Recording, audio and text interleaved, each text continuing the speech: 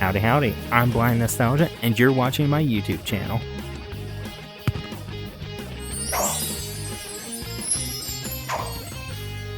Disney Channel sitcoms didn't typically age all that well. Some might even say they're just outright bad. I'd argue against that, because The Sweet Life of Zack and Cody was a great show, even if it was a little cheesy at times. How do you lose a woman? You forget to cherish her. Though Sweet Life on Deck is way better. A recent report from the Union of Maritime Workers found that male employees still make 30% more than their female counterparts. Way to go, guys! Let's shoot for 40! To those of you who don't know, The Sweet Life of Zack and Cody was a 2000s original Disney Channel show about two twin brothers living in the Tipton Hotel in Boston, where they would get into all sort of shenanigans. The cast of characters is what made the show really special, not just the circumstances they were put in. Zack and Cody were both kids, Zack being the cool dude type, while Cody was more the nerdy dweeb. And then there was the supporting cast, Mr. Mosby, who was the manager of the hotel, always trying to keep the boys from acting out, their mom Carrie, who worked as the hotel lounge singer, trying her best as a single mom, London, the spoiled dumb rich girl whose father owned the hotel, Maddie, the candy counter girl, she played the straight man a lot, attempting to keep the boys in line. Esteban is the quirky bellhop, and Arwen is the janitor/inventor who's in love with the boys' mom. I don't know why. Their contrasting personalities worked well together to get them into all sorts of trouble. Since Zack and Cody were so popular, it was only a matter of time before Disney started pumping out video games to coincide with the show, and they made more than you'd expect for a sitcom.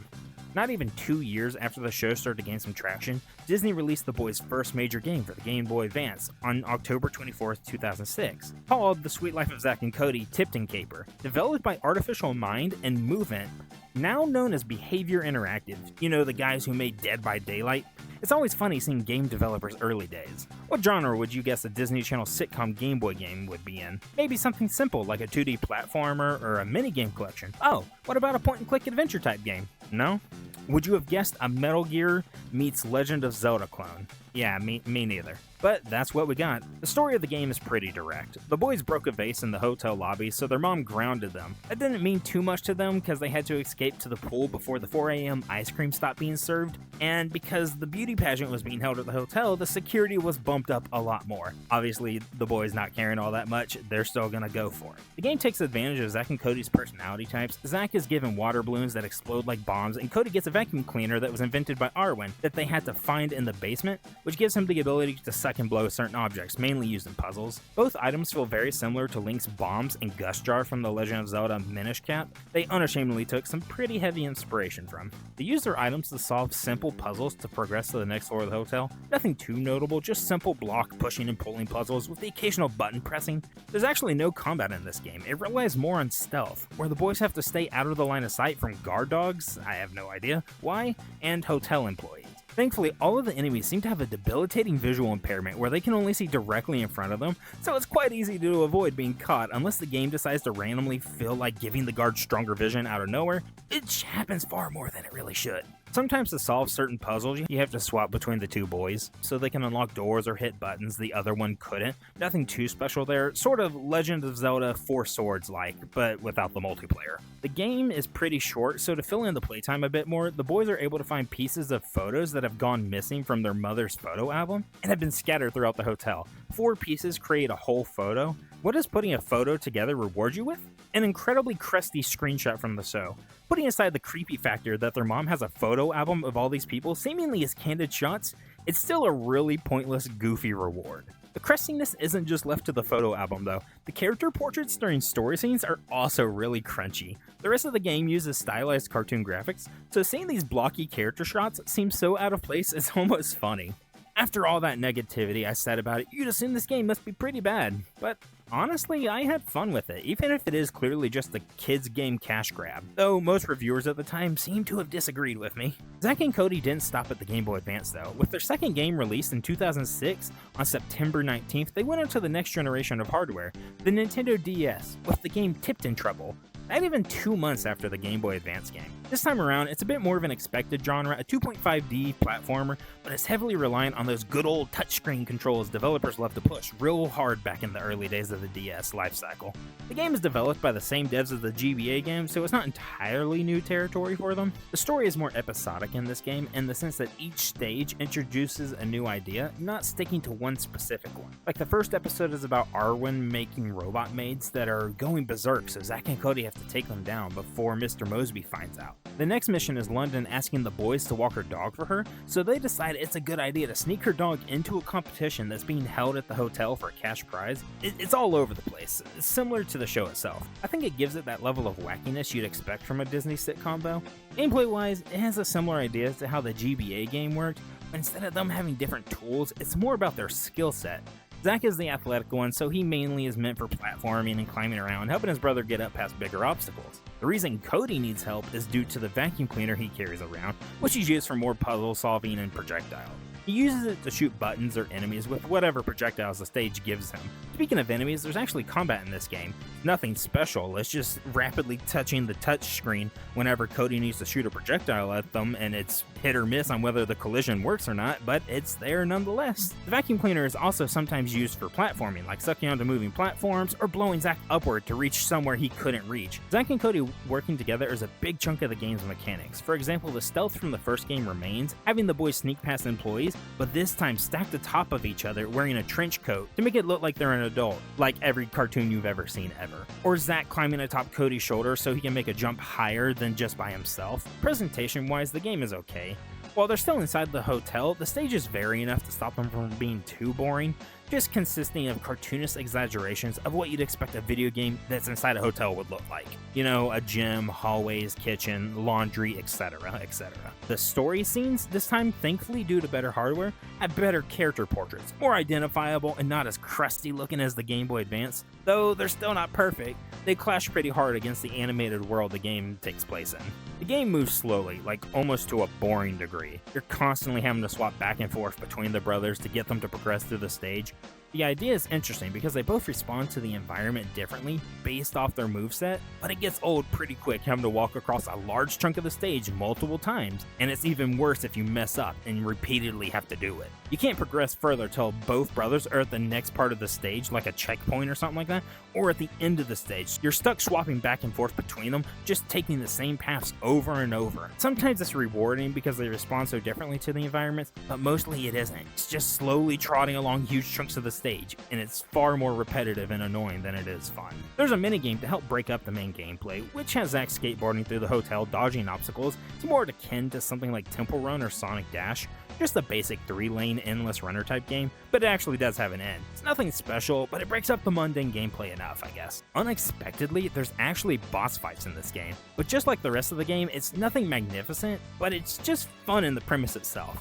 That's really all I can say about them. I think what really drags this game down, besides its clunky design, is the fact that it unnecessarily relies heavy on touchscreen controls, or simple actions that could have easily been mapped to the buttons. Every time you want to shoot a projectile from Cody's vacuum, you gotta tap the screen, or swap between the brothers, tap the screen, or want to hop on top of each other's shoulders for a boost upward, tap the screen. All very easily accessible button mapping solutions were put onto the touchscreen just because it was on the DS. I get it to an extent. You want to use the gimmicks that the system you're making the game for has, but when that alters the gameplay's speed and overall enjoyability, it pulls it down dramatically. It made me want to drop the game on multiple occasions just because it was annoying having to go back and forth so many times between holding the buttons or the stylus. Really, this game isn't as bad as I'm making it out to be. It's an average kid's license game that took a sitcom and did the best they could with the property, I'm sure. It has its value. I'll even say I had fun with what I played, even if it was really frustrating at times. Now, there's actually one more game, Circle of Spies for the DS. It came out just a little over a year later on October 9th, 2007. Given its short development time, I think you can easily assume it's very similar to the last game, and you'd be right for that assumption. It's basically the exact same game, just with a new coat of paint, tightened controls, a new story, and a few more gameplay mechanics and minigames. which is really what a sequel should be all about. Right off the bat, the first thing you notice are the graphics. The lobby isn't as dull to look at, and the environments as a whole just feel more cartoony. The character portrait's got a major facelift, but not in a positive way, more like the surgeon forgot how to do his job midway through the surgery and completely screwed up the process. I mean, I appreciate the effort to do a more stylized look to fit the rest of the game's design, but when it's just this ugly and generic, it's hard to get behind it. The story tries to be a little more ambitious by having the boys become spies, but it's nothing of note other than it's just a way to push the game forward. The developers decided to take mercy on the player though, and made all the controls far less reliant on the touch controls this time around. Thank God. While it's still an inconvenience now, you only have to touch the control for mini games, opening the doors, and pushing buttons on the elevator. Easily the best upgrade though is there's now a follow button to make the twins follow each other when necessary, so you don't constantly have to backtrack to move a character, and of course make them stay in place when needed for certain puzzles. Besides bringing more characters into the games, the minigame sections are just a pain in the butt, with weak controls and really nothing special about them.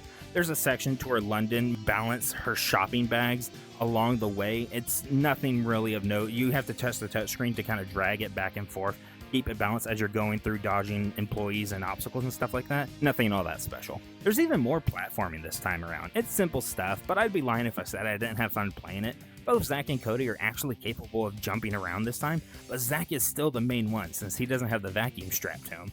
Since Cody is able to move more independently from Zack, the devs decided to make Zack less reliant on Cody as well, giving him the ability to defend himself against guns with projectiles. He shoots out of his weapon that Arwen gave him. Zack can also find a pair of shoes that gives him the ability to run, making him the go-to for any major platforming segments, though while playing I died a lot more than I'm willing to admit. There's also an upgrade system included to where if the boys can find wrenches and bring it back to the lobby and pay Arwen with these wrenches, he can upgrade the items they find along the way, like they can upgrade the projectile strength of their weapons or the shoes' ability to make them go faster or jump higher, basic things like that. There's more emphasis on stealth now, but the employees the boys sneak past are blinder than I am, it seems, because no matter how obvious Zack and Cody are, they just either flat out ignore them or their peripheral vision is non-existent. If anything, it slows the gameplay down more than it adds anything of value, and really, that's just a lot of mechanics to this game. It's actually weird how none of the Zack and Cody games support co-op multiplayer of any sort. Yeah, the DS games let you play mediocre minigames against another person in a high score competition, but other than that, there's nothing to them. Just seems like such an obvious and easy thing to implement, but for some reason it was just not added to any of their games. Now that's technically every Sweet Life of Zack and Cody video game, though just to be thorough, I feel like I'd be doing y'all a disservice if I didn't at least graze over the Flash games. Back when the internet still had dedicated safe spaces for kids to have fun, Disney Channel's website hosted a ton of Flash games based off their TV shows, and the Sweet Life series was no stranger to a lot of Flash games. 15 of them actually, 9 based on the original show and 6 based on the On Deck show. I'll just stick to the original series main Flash games. Each game is varying across multiple genres, from platformers to a first-person shooter. I'm not even joking. Most of them are just mediocre high-score based minigames though. For example, Maddie's snack encounter, the boys are just pranking Maddie by moving around the candy counter stock with a fishing rod and placing all the items in different places.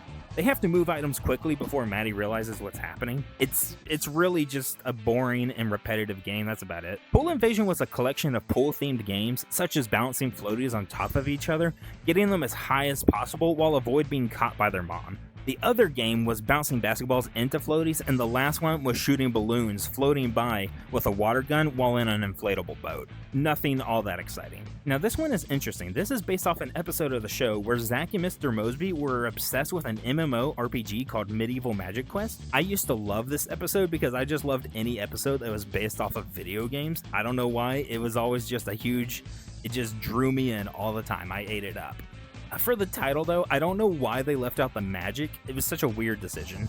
It really though, this is just a poor man's Doom clone, where the only connection to Zack and Cody besides the episode itself is these poor caricatures of some of the characters, including the ones you have to rescue. Like the mom, Maddie, London, I think there may be a couple other characters, and it's really out of left field, but it's still kind of cool. And Tipton Trouble, weirdly named the same as the DS game, not sure which one came out first though. Zack and Cody tried to avoid being caught hanging up posters of their mom around the hotel to help grow her career. It's kind of like that Sega arcade game Flicky, having to avoid enemies and progress by collecting items, but instead of collecting items, the boys are putting up posters. Not the best example, but I think that's a good, they're similar, sort of. I'm gonna rapid fire the rest of these Flash games. There's London Sweet Styler, it's just a girl style quiz. Pizza Party Pickup is like Pac-Man, but not as exciting and more focused on just getting the pizza and escaping the maze without being caught. Spike Ball has everyone involved playing a made-up sport the boys came up with about shooting balls through floating point bubbles to see who can get the highest score, mixed with volleyball. Kitchen Commotion has Zack and Cody getting into a food fight scene who can take who out first, and the last one, which I was terrible at, Camera Twin Spin.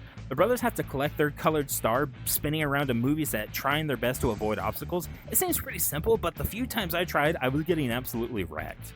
Now that's every Sweet Life of Zack and Cody game, ignoring the on-deck Flash games, that is. I can't really say their backlog is amazing or even all that good, but for a 20-plus-year-old TV series, it's nice to look back on it at times to remember a different era of entertainment. I think my favorite would have to be the Gameboy Advance game. It played like a low-budget Legend of Zelda clone, which I enjoyed far more than I expected.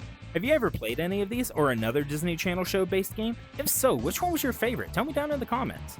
Thanks for watching, and remember to like, comment, and subscribe. It really helps the channel grow.